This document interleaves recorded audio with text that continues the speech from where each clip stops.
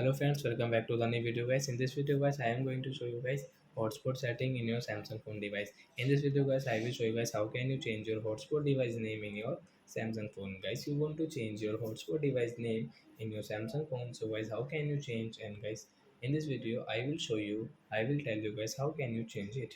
So first of all guys, don't waste time and open your phone setting to change your hotspot device name. So as you can see this type of setting, so guys you can see there is no any hotspot setting guys, you can see. So guys, how can you change it? So guys, you can see guys your connection settings. So guys, tap here, then guys click on your mobile hotspot setting, then guys click on guys your mobile hotspot setting, and guys click on this configure, tap here, and guys click on your network name means device name.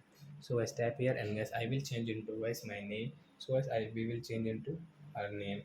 So I will change into my name, and guys you can see save option. First of all tap here, then it will save, and guys come back, guys click again, then guys you can see guys your hotspot network name has changed in your Samsung phone. So like that guys, you can change it. So your friends have understood. So that's it guys, thanks for watching my video guys. Now we will meet on next video guys with new topic. Before going guys, please go and like my video. Thanks for watching guys.